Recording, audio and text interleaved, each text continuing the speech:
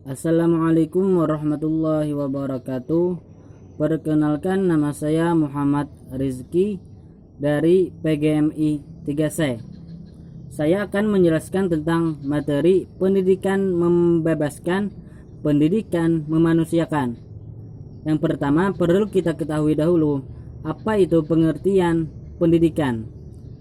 Pendidikan adalah pembelajaran atau pengetahuan, keterampilan, dan kebiasaan sekelompok orang yang diturunkan dari satu generasi ke generasi lain atau yang disebut dengan turun-temurun melalui pengajaran atau pelatihan atau penelitian. Pendidikan sering terjadi di bawah bimbingan orang lain atau yang disebut dengan guru, tetapi juga bisa memungkinkan secara otodidak. Itulah kenapa pendidikan itu sangat penting. Dalam Quran dijelaskan dalam ayat surah At-Taubah ayat 122 yang artinya, dan tidak sepatutnya orang-orang mukmin itu semuanya pergi ke medan perang. Mengapa sebagian dari setiap golongan di antara mereka tidak pergi untuk memperdalam pengetahuan agama mereka dan untuk memberikan peringatan kepada kaumnya apabila mereka telah kembali, agar mereka dapat menjaga dirinya.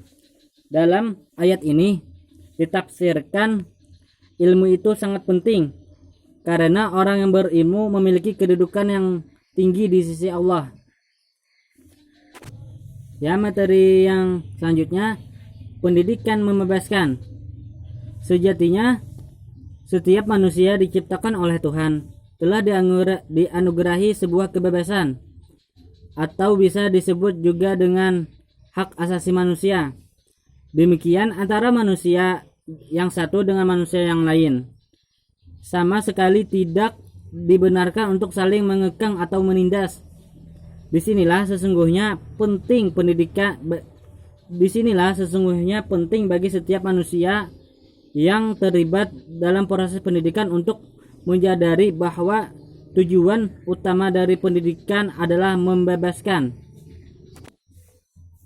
Inti menurut pendidikan yang dianjurkan oleh Paulo Freire adalah pendidikan sebagai praktek pembebasan, memikirkan tekanan khusus pada pentingnya pemunculan kesadaran kritis sebagai menggerakkan emansipasi budaya. Contohnya, hubungan guru dengan murid adalah sosok manusia yang seperti dan dimuliakan dengan penampilan dan pemuliaan yang tinggi-tingginya, sepantasnya dan sepatutnya dari seorang murid dan guru untuk mendapatkan hak-hak tersebut semaksimal mungkin, berupaya menyimbangkan dengan meningkatkan intelektualitas atau kapasitas dan menjaga muridnya agar kebutuhan muridnya untuk belajar dengan berbagai ilmu ketauladanan yang baik dan terpenuhi dengan baik dan profesional.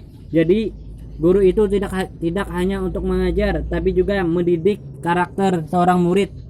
Itulah kualitas guru yang bagus. Jadi pendidikan biar jadi pemikiran orientasi adalah nilai-nilai humanisme.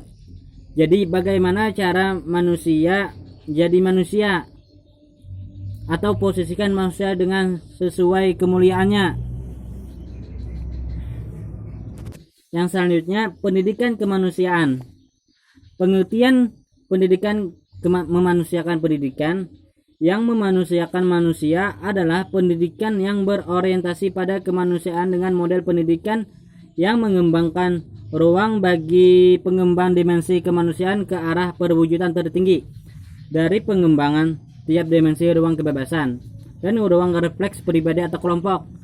Pendidikan yang memanusiakan Undang-Undang Dasar 1445 mengamanahkan agar pendidikan memanusiakan manusia. Pendidikan karakter adalah terminologi yang dipakai untuk membentuk manusia Indonesia yang bermoral dan berakhlak. Anak-anak bangsa yang berkarakter nilai ini nantinya yang akan mewujudkan negeri ini menjadi negeri yang adil dan makmur, gemar limpah loh jiwa bagi seluruh penduduknya. Jadi konsep memanusiakan manusia merupakan bagian dari humanisme. Humanisme adalah paham yang bertujuan menghidupkan rasa peri kemanusiaan, mencita-citakan pergaulan menciptakan pergaulan yang hidup. Contohnya menghormati sesama agama, menghormati sesama suku, dan lain-lain. Jadi pendidikan untuk manusia ibarat agama untuk manusia, dan agama untuk biar hidup kita baik dan tertib. Agama Allah tidak butuh agama, tapi kita lah yang butuh agama. Sekian dari saya. Wabila taufiq wa hidayah. Assalamualaikum warahmatullahi wabarakatuh.